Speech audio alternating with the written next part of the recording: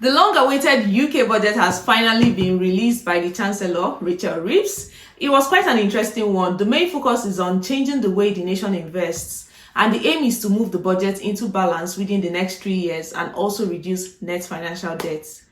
Hi, I'm Olivia, your go-to financial analyst. I'm sure you've all seen this video trending online. National insurance, up. Capital gains tax, up. Inheritance tax, up. Energy taxes, up. Business rates, up. First-time buyer stamp duty, up. Pensions tax, up. They have fiddled.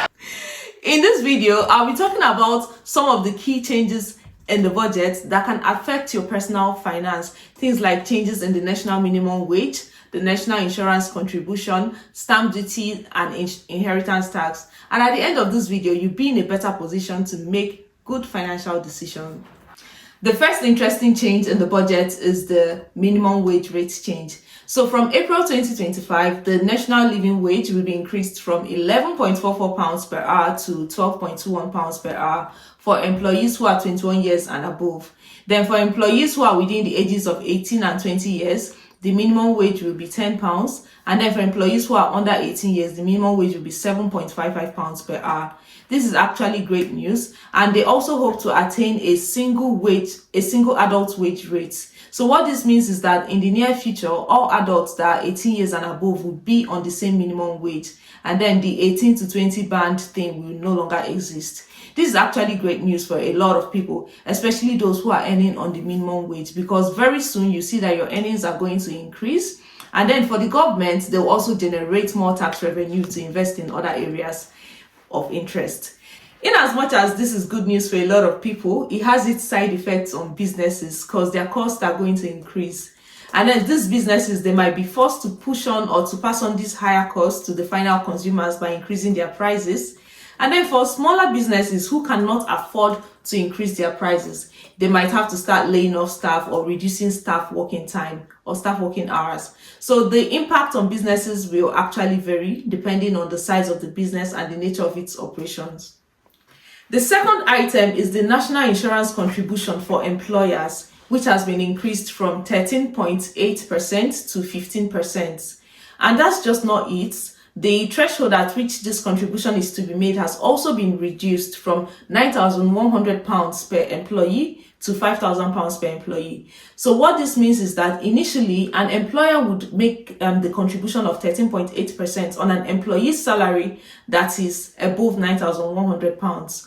However, with the new policy, an employer would now make a contribution of 15% on an employee's salary that is above £5,000. So two things have happened here. The rate has been increased and the base has also been widened. And then this will put additional strain on businesses. However, they've also increased the employment allowance from £5,000 to £10,500 just to ensure that smaller businesses pay lower national insurance contribution compared to larger enterprises. So the intention here is to generate more revenue in a way that small businesses and working people are not so negatively impacted. The next is stamp duty. On stamp duty, the higher rate for additional dwelling has been increased from 3% to 5%. And this is the stamp duty that is levied on those who are buying their second homes or any other property that is not their first home.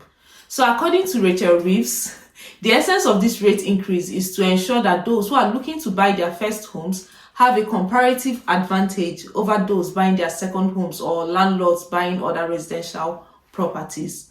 And then in addition to this, the threshold at which stamp duty is to be levied has also been reduced from £425,000 to £300,000 for first home buyers, and then from £250,000 to £125,000 for others. The implication of this is that if you are a first-time buyer willing to buy a home of £500,000, you'll be paying stamp duty of £10,000. However, in the old threshold, you would have been paying £3,750. You can see the difference is actually large, and it's going to affect a lot of people's decisions when it comes to buying homes. Let's talk about inheritance tax. For inheritance tax, nothing much changed, just that the threshold freeze that was supposed to last till 2028 has been extended to 2030. So this means that you will not have to pay inheritance tax on an asset or an estate that is worth less than £325,000 up until 2030. Then something new that was introduced is that from April 2027, inheritance tax will now be paid on pensions. So currently, if a person dies at the age of 75 or lower, there will be no tax at all on his estate. However, if the person dies after 75 years, then income tax will be due on the estate. But with this new policy from April 2027, inheritance tax will now be applied on pensions that are passed on to beneficiaries. So the reason for this is that they are trying to discourage people from using pension savings as a vehicle for accumulating wealth just for the purpose of inheritance while avoiding taxes. There are lots of other big changes in the 2024 budget in areas like the capital gains tax, the non-dom tax regime, carers allowance, VAT on private school fees, and others. And you can click the link below to access the full UK 2024 budget document in case you want to take a look.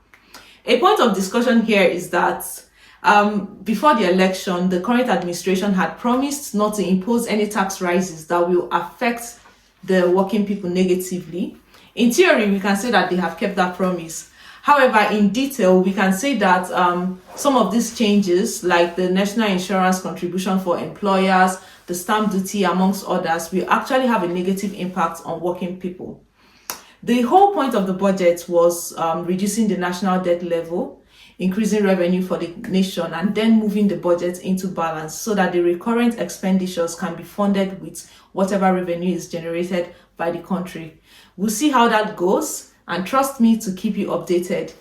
If you found this video helpful, then click the like button, subscribe or follow for more. Also leave your questions or thoughts in the comments. Thank you for watching, and I'll see you in my next video.